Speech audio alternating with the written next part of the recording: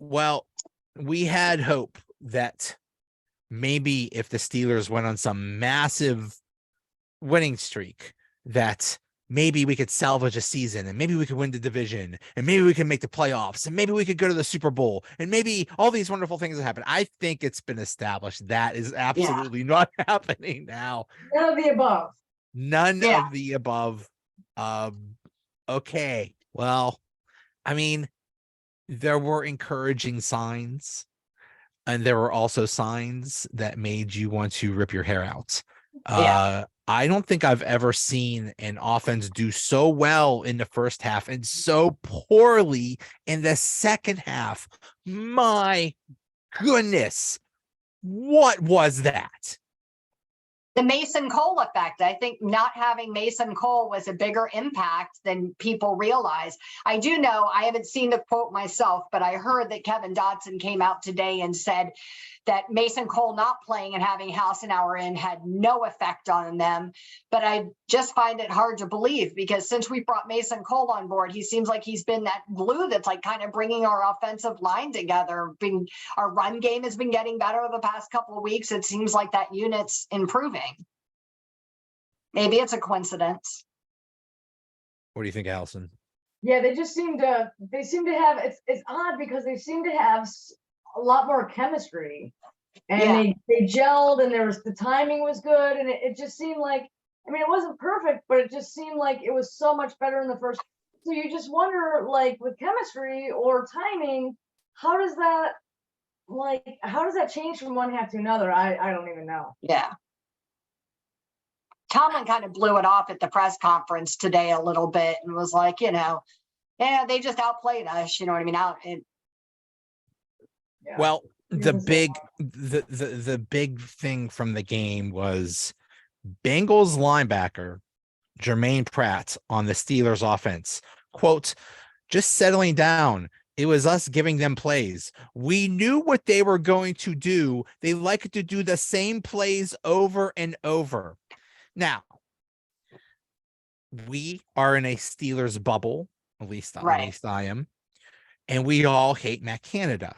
Now, almost every fan base hates their offensive coordinator. Ask the Jets how much they hate their offensive coordinator. Ask there's a bunch of other teams that when you say oh, we hate our offensive coordinator. I mean, a lot of teams are like, yeah, so we hate ours too. Right, so us too. Think, and we keep hearing it's not really Matt Canada. It's the team execution. There are open receivers, quarterbacks not just finding them. Like Ben Roethlisberger, the Hall of Fame 18-year veteran, suddenly didn't know how to play football. Right. So, we think maybe we're just in the Steelers bubble. Maybe Matt Canada isn't that bad. Then you see this quote. We knew what they were going to do. They like to do the same plays over and over again. My God. Yeah. God, just fire him now. I literally went to Acrisure Stadium today, and I was banging on the doors like, I will call plays for you. I could do this. I'll do it for free. Right. Yeah, the Commanders said the same thing when the Steelers lost to the Commanders. Whatever year that was, they said the same thing. They were very predictable, and so I don't think that it's really any different. I do feel like it's a little bit of both. I feel like sure there are execution problems because we have a rookie quarterback, and we have a young team around us. But also, the play calling. I mean, the flea flickers and the jet sweeps. Yeah, he's trying to be creative, but it's not working, and he just needs to get away from that. Yeah. I feel the same way, and I agree. I think that it would be woefully inept to put all the blame on any one person, because I do think there are times where somebody's open or somebody runs the wrong route or somebody doesn't block for somebody else. Do you know what I mean? And things go south when they should be going differently. So I think that's a valid criticism. Do you know what I mean? But I think it's also valid to say that the play calling is not up to snuff. I was really curious today to hear how Tomlin was going to address that quote, because I knew somebody would ask him about it at the press conference. And he was like, yeah, they're predictable too. He's like, every offense kind of does some of the same stuff, and nothing they did surprised us. It's just a matter of whether one team executes it better than another team. And I thought there's some validity in that too. I wonder how much they say things like that, like trying to get in our head, you know, or it's like that kind of like a slick way of trash talking a little bit, you know, without saying something nasty, to say things like that. It's a perfect dig. I mean, that's the second time the Bengals have played and the Steelers have played. So you're not going to play him anymore this year. So if you want to take a nice little shot, so not only did you beat him, you want to take a nice little shot that just sends the entire fan base into a frenzy. That's a and it's smart like a move. confidence dinger. Yeah, it's like a little confidence dinger too. You know, it's the kind of insult that, like I said, isn't like so smack in your face that it like you can just blow it off as an insult. You know what I mean? It gets under your skin. Yeah, so I mean, well played by that guy. And then the defense. Okay. Oh my God, they're so good defense. The dominant defense, the most highly paid defense. Like, well, I didn't have TJ Watt. Okay, now you have TJ Watt. Oh, they didn't have Minka. Oh, now you have Minka. You have almost everybody but Akella Witherspoon, and they give up 37 points. That's just unacceptable. I don't care what the circumstances are. I know on that second half, there were a lot of 3 and outs. There were not only 3 and outs, but like 3 and outs where they only took up like 10 seconds off the clock or whatever. But still, you're giving up 37 points. That's never good. Yeah. What's interesting is that they were better in pass protection. The defense was better in pass protection early on in the season. Now, the past couple of games since the bye week, actually, they've been better at run blocking. At the run. Obviously, you know, they're better at one than the other. It's difficult for a defense to be super good at both of them. But it's just interesting because they were able to shut down the run. You know, they limited. I mean, not that, you know, Mixon ended up exiting with an injury anyway. But they had very little success on the run. But the running back, the Samaje Perine, I mean, Robert Spillane, you know what I mean, was just, and the other guy, the cornerback. Millette? Yes. They were both just, you know, victimized. You know, they absolutely saw that these guys are shitty. I'm sorry, excuse me, that these guys are bad. And they just kept attacking them. Yeah. There's some definite weaknesses, and it's easy for other teams to see that and exploit those weaknesses. Do you know what I mean? And you're right. That's exactly what they kept doing to us over and over again. And we don't have an answer for that. So it's not fair to talk about this $100 million defense when half the money is going to TJ Watt. Do you know what I mean?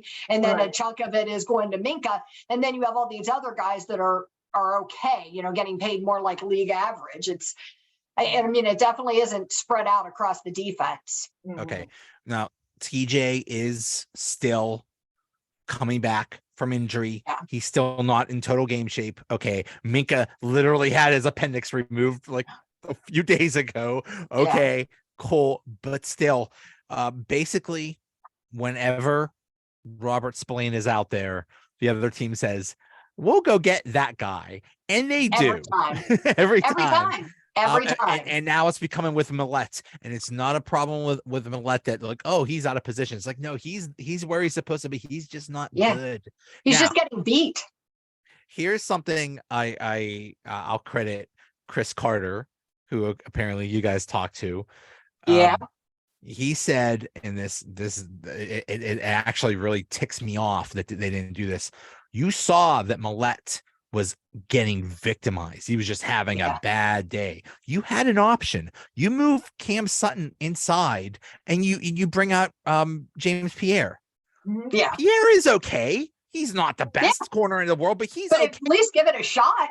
You saw that it wasn't working. Yeah, give it a shot. You saw it wasn't working. The other thing about, you know, they say about, Tomlin is a defensive coach. They have Brian Flores. They have Terrell Austin. They have this great minds of coaching. Why didn't somebody figure this out? Why didn't somebody make an adjustment? I waited all night to see the 3 safety sets that they keep talking about. Do you know what I mean? And I don't, where were those? Do you know what I mean? Just didn't see it. any of the things that I expected to see, especially having an almost full complement of all your defensive players. Like you said, other than Witherspoon, but there might be still some recovery happening. Everybody was there. Yeah. My question is, and I don't think we have an answer, Mark Robinson, like I understand he's a rookie, but he's always inactive. Yeah. Where is he? Robert Spillane sucks. What do you have to lose? What do you have to lose? Play him at this point, and at least we can evaluate the talent we have. And for going forward, you can make some decisions. I agree. Mm-hmm. Teams should have to declare what they're doing before they should declare whether it's a run or a pass. Then the Steelers will know whether to bring Spillane out or not. They need to announce that, or they just hold up a card or something like that, like Uno or something like that. It's like, we're passing. Okay, get Spillane off the field. Signal. Right. Make it. Come on, make it easier for us. Yeah. So now it's Monday night at Indianapolis. We're gonna lose to a gym teacher. I just know it. We're losing. We're losing to. I mean, they almost beat the Eagles. Mm-hmm. Yeah. So they've been doing better. I don't know if it's the Jeff Saturday effect or what. Yeah. They've improved. I think what happened was they, for some reason, they decided to save money and tank, and they told Matt Ryan, we're benching you permanently. He wasn't hurt. He just decided to bench him because he was going to make a lot of money in incentives and playing time and stuff like that. So they said, okay, we don't have a chance this year. Let's go get our, top 5 pick or whatever. Let's tank. Then they fired the coach, and the owner hired his quote unquote drinking buddy, which is what somebody said. And the reaction to that, people were freaking out. I think Bill Cowher wanted to fight people. And after that happened, he saw some chin when he was talking about it. Yeah, he was passionate. Yeah. Oh God, he was. They needed umbrellas and towels in that studio. He was spitting so much. He was spitting mad. I think after all that negative reaction, like, oh crap, we can't tank. So they brought back Matt Ryan, because that Ellinger or whatever, he was a 6th round rookie. Like, what are you doing? So they brought back Matt Ryan, and he's been playing better, and they've been playing better. I still like the Steelers' chances against the Colts. I think I think they could bounce back. I think they've got a shot. Yeah, I mean, they've got to pull this one out. I mean, it's Monday Night Football. You know what I mean? And I think that does add a certain kind of aspect to things, and the nation's watching, and the nation already has the opinion of the Steelers right now that they're horrible and they suck and blah blah blah blah blah. You know what I mean? So why not just kind of show it, our full, like, what we can really do, kind of. That's my opinion. Have an extra day. I don't know. I always think I know I understand the philosophy behind tanking for the draft. I really do understand the philosophy behind it. And I recognize that at some point you need some of those higher draft picks to be able to rebuild in the trenches or whatever you want to call it. But I also feel like there's some real benefit in doing what you can do with the group that you have to see how well they can perform, so you really can assess what you need for the next year. I mean, how do those glaring errors come up if you're not in a game situation trying these players, like not playing Matt Ryan, for example? How do you figure out what other needs you have? Because everything's going to always just look like it was your quarterback. Yeah. Tanking is never a good idea. It's you might get a good pick next year, but still you kind of ruin your team. And what player wants to be part of a team that's losing on purpose? I mean, look at what happened with Miami. That's how the Steelers got Minka. Is he wanted no part of this tanking crap, and he demanded a trade. No good player wants to be part of a team that's losing on purpose. Right.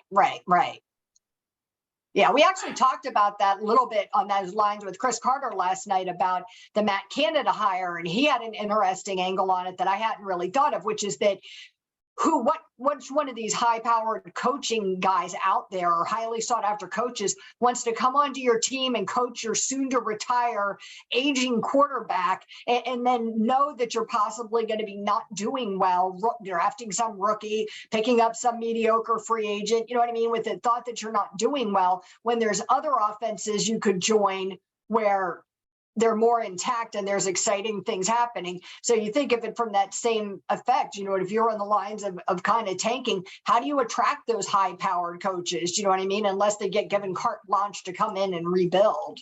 Right. Yeah. If you're a coordinator, you would think you definitely want to be part of an established team, but Right. you'd also think maybe there's some guys out there who want that, like, who want Challenge. that challenge, you know what I Yeah. mean? Who want to be able to say, Yeah. hey, you know, I came in with a rookie quarterback and, you know, we're here after year right. one, And year two. what you also want is you want an offensive coordinator that you want to be on a team that any sign of trouble, they fire Yeah. the coach. I mean, people wanted Matt Canada fired during the bye, before the Yes. bye, after the Yes. bye. Last season. Yeah. Yeah. So, and you know, if you're an offensive coordinator, it's like, oh my God, why would I go to that team? If anybody gets mad for any reason, I'm out of here on week 6. Like, no, you want somebody that sticks with you.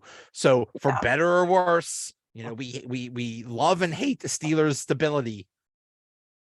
That's we're stuck with it. So Yeah. but still. Yeah, and this has been talked about, you know, a concern I think for everybody is if the offense starts to improve this last, you know, however many games of the season, what does that say for Matt Canada? Like, Yeah. all of a sudden, like, he's got one more year left on his contract. Are they going to keep him around if the offense Right. shows Oh, improvement? look, it was doing better.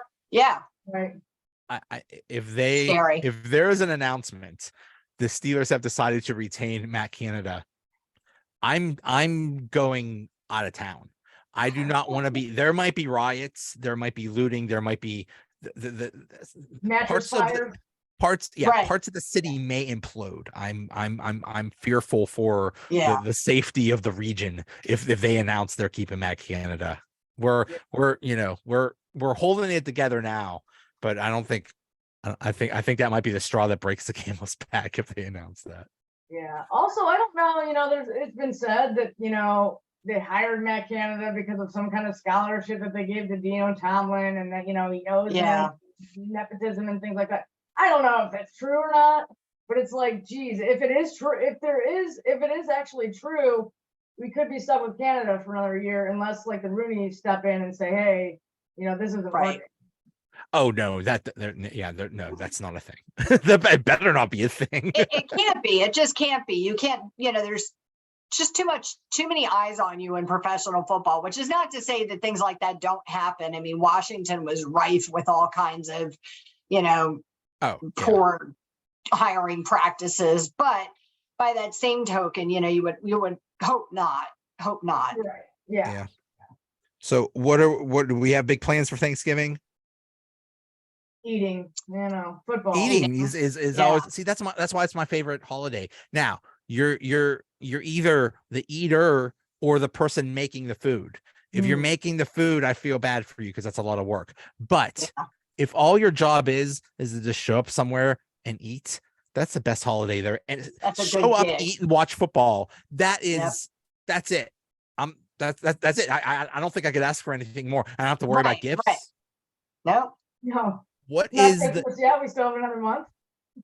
Right. The number one draft pick, if there was a Thanksgiving side draft, it got to be mashed potatoes, right? What's the best Thanksgiving side dish? I really love stuffing. I like mashed potatoes a lot. That's a close tie for me. I like them both. I can't imagine not having either one. I can almost do without all the other stuff and just have a plate of mashed potatoes and stuffing. I'm a big fan of corn.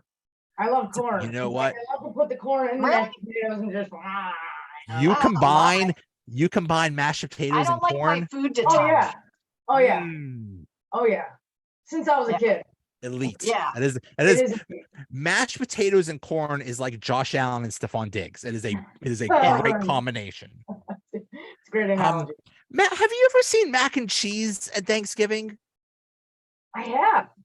This Okay. came up on Twitter the other day, and I think I don't know, is it like a Southern thing? Because it definitely wasn't a Pittsburgh thing like when I was growing up. Do you know what I mean? But I know it's become like more common, like especially when I moved to Virginia. Like my sister, her life revolves around mac and cheese in general. So like she insists on having mac and cheese. Yeah. So I just thought it was just a weird sister thing. I don't know. I don't know. Yeah. But it came up yeah, on Twitter the other day, and people were like, that's not potato salad and mac and cheese belong at your barbecue, not at Thanksgiving. Right. And I was like, yeah, fair. Yeah. Do you like cranberry sauce? Yes, I do. I bet Allison doesn't. I make it homemade. My dad had a recipe. He made it with orange rind and orange marmalade and toasted walnuts and made it fresh. And I really like that. But out of the can, not so much. Right. What about green bean casserole? Yes. Get that away from me.